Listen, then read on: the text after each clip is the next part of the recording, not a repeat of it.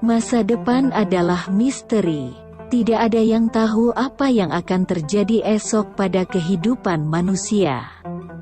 Begitu juga ketika hidayah datang menghampiri seseorang. Tidak ada yang akan bisa menghalanginya walaupun berlangsung singkat dan di luar akal manusia. Inilah yang terjadi pada kehidupan seorang mualaf asal negeri Sakura, Jepang.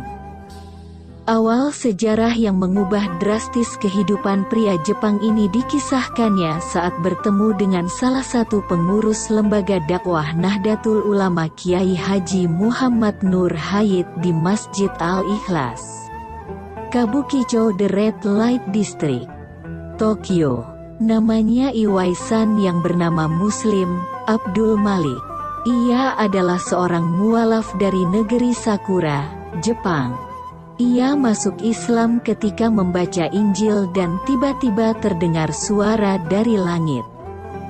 "Bukalah Al-Quran, Muhammad Rasul akhir zaman." Suara itu memerintahkannya untuk membaca Al-Quran karena ia akan mendapatkan penjelasan lebih tentang siapa itu Muhammad. Begitulah kurang lebih pesan suara tanpa rupa itu saat ia masih menganut agama Nasrani. Ia pun langsung bergegas ke toko buku untuk mencari Al-Quran. Dan atas izin Allah ia langsung mendapatkan informasi tentang Nabi Muhammad melalui terjemah ayat Al-Quran yang didapatkan. Akhirnya ia mengetahui bahwa Muhammad adalah Rasul akhir zaman melalui ayat Min Ba'dismuhu Ahmad. Pria yang saat ini menjadi mursyid Thariqah Qadiriyah dan pengikut Halwat Rofiyah ini semakin yakin dengan suara dari langit itu. Merasakan kelelahan, ia pun tertidur dan bermimpi ditemui orang yang gagah tinggi dan tampan di dalam taman surga. Dalam mimpinya diketahui bahwa lelaki tersebut adalah Sayyidina Umar bin Khattab. Tak ada obrolan dalam pertemuan itu. Sayyidina Umar hanya tersenyum bahagia kepada Iwaisan.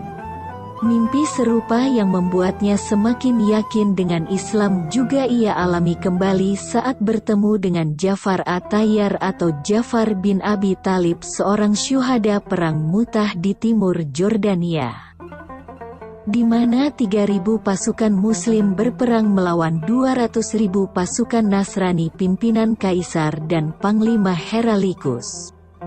Hanya ada senyuman dalam mimpi itu. Tak ada dialog antara Iwaisan dengan Ja'far bin Abi Thalib. Setelah mengalami dua mimpi yang serupa ini, Iwaisan yang masih nampak di telinganya bekas indik anting ini pun bergegas mandi dan berangkat menuju Masjid Kobe yang sangat jauh dari rumahnya saat itu. Di masjid inilah Iwaisan mengucapkan dua kalimat syahadat 20 tahun yang lalu dan langsung belajar serta menekuni Islam dengan melaksanakan ibadah seperti salat dan puasa bulan Ramadan. Untuk lebih memperdalam pengetahuannya tentang Islam, setelah Ramadan, ia pergi ke Suriah selama 10 tahun. Ia pun belajar pada guru-guru Aswaja dan ikut Tarikah Qadiriyah dan ikut praktik Kholwat Syekh Ahmad Rofi'i atau Tarikah Rofi'ijah.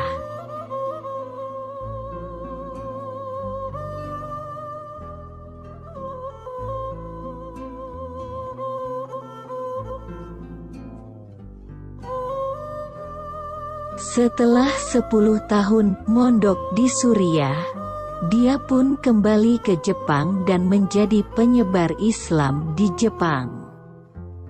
Cara dia berdakwah setelah pulang dari Suriah adalah dengan membuat selebaran penjelasan Islam dan ajakan mengucapkan kalimah syahadat.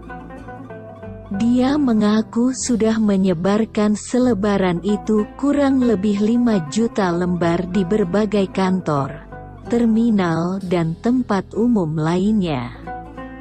Dia sudah berusaha berdakwah dengan cara itu. sehingga dia tidak tahu berapa banyak yang sudah masuk Islam dari efek selebaran itu. Namun ia mengungkapkan yang langsung bersyahadat di hadapannya kurang lebih 10 sampai dengan 20 orang. Untuk lebih memperdalam lagi keilmuan tentang Islam, kini ia ingin belajar kembali tentang hadis di Indonesia dan ingin mengenal Nahdlatul Ulama lebih jauh dengan mondok di Indonesia.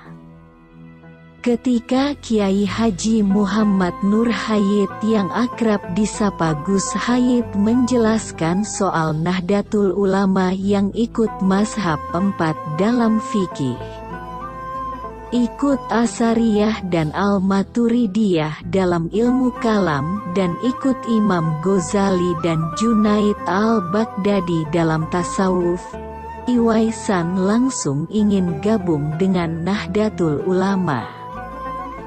Apalagi saat saya jelaskan soal dalil-dalil zikir abis salat yang dilakukan secara di Masjid Al-Ikhlas Kabukicho yang merupakan masjid markasnya warga Nahdien di Jepang. Dia makin semangat untuk gabung dengan Nahdlatul Ulama. Singkat cerita, dia senang dengan kajian Nahdlatul Ulama dan amaliyahnya. Dan kini dia suka sambang ke Masjid Kabukicho yang ada di pusat areal hiburan komplitnya Tokyo, Jepang, yaitu kawasan Red Light District. Semoga ikhtiar menyebarkan Islam rahmatan lil alamin di tengah penyebaran Islam yang keras dan suka mengumbar bid'ah ini diridhoi Allah Subhanahu wa Ta'ala, pungkasnya.